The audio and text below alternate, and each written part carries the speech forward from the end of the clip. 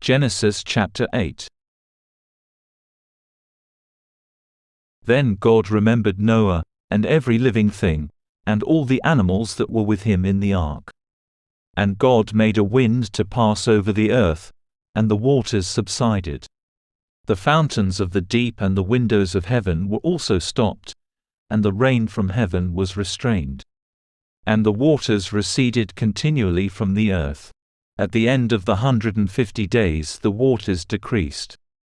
Then the ark rested in the 7th month, the 17th day of the month, on the mountains of Ararat. And the waters decreased continually until the 10th month. In the 10th month, on the 1st day of the month, the tops of the mountains were seen. So it came to pass, at the end of 40 days, that Noah opened the window of the ark which he had made. Then he sent out a raven, which kept going to and fro until the waters had dried up from the earth. He also sent out from himself a dove, to see if the waters had receded from the face of the ground. But the dove found no resting place for the sole of her foot, and she returned into the ark to him, for the waters were on the face of the whole earth. So he put out his hand and took her, and drew her into the ark to himself. And he waited yet another 7 days, and again he sent the dove out from the ark. Then the dove came to him in the evening, and behold, a freshly plucked olive leaf was in her mouth, and Noah knew that the waters had receded from the earth. So he waited yet another 7 days and sent out the dove, which did not return again to him any more. And it came to pass in the 601st year, in the 1st month, the 1st day of the month, that the waters were dried up from the earth.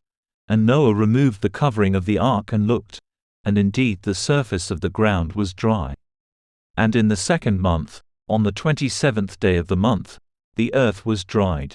Then God spoke to Noah, saying, Go out of the ark, you and your wife, and your sons' wives with you.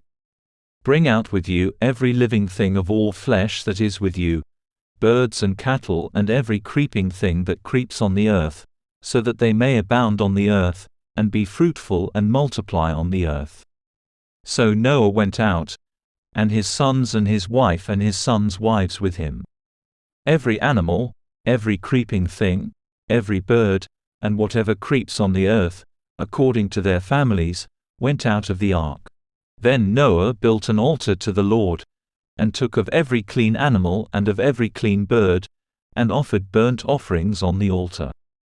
And the Lord smelled a soothing aroma. Then the Lord said in his heart, I will never again curse the ground for man's sake, although the imagination of man's heart is evil from his youth. Nor will I again destroy every living thing as I have done. While the earth remains, seed time and harvest, cold and heat, winter and summer, and day and night, shall not cease.